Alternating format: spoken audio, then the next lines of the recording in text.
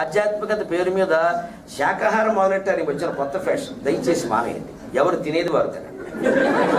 పౌరుషాలు బ్రాహ్మణుల ధనధనరమ అందరిని మానేయమని చెప్పాలి. అందరూ బ్రాహ్మణులు అయ్యే ప్రయత్నం చేయకండి. మా వృత్తులు పోతారు. మేము మీరు అందరూ మానేశారు, మా వాళ్ళు మొదలెట్టారు.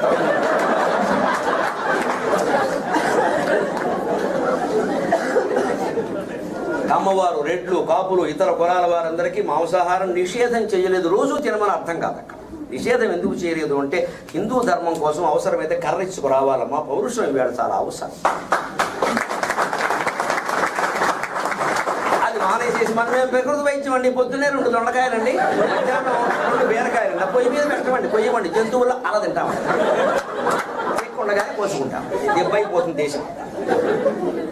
ఏం తినేవాడు అది తినాలి, ఎక్కువ తినద్దని చెప్పారు. శాకాహారానికి ఆధ్యాత్మికతకి ఏం సంబంధం లేదు. ఈ పిచ్చి మాటలు మాట్లాడకండి. నేను మరోసారి చెప్తున్నా, రామకృష్ణుడు క్షత్రియులు, వాళ్ళు మాంసాహారం తిన్నారమ్మా.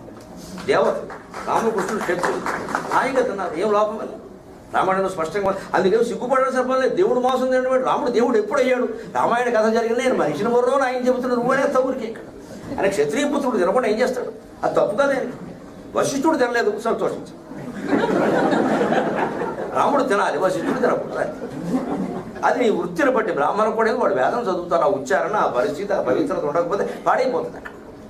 అందుకని బ్రాహ్మణులకు చెప్పారు. వాళ్ళు ఇవాళ రకరకాల వృత్తులు చేసి రకరకాల పడతారు. అందరూ పడదు. ఎవరు ఏమిటో తెలియదు. అసలు తెలియడం పెద్ద విషయం అని కాదు. ఇవాళ దేశాన్ని కాపాడవలసిందేమో దయచేసి ఆలోచించండి. ఎవరు మన పిల్లల సైన్యంలో చేర్చమే. మా అబ్బాయి ఇంజనీర్ అండి, మా అబ్బాయి మెడిసిన్ అండి, మా వాళ్ళిద్దరు అమెరికా అండి, పోయినా రారండి.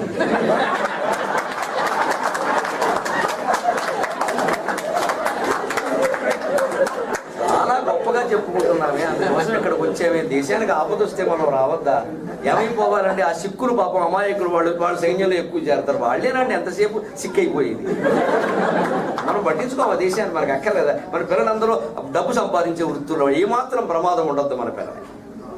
చిన్న నా బొచ్చకు శ్రీరామ రక్ష. మిగిలిన దేశం పోలే. ఇది ఖచ్చితంగా భారతం వ్యతిరేకిస్తుంది. ఊరికే ఇలా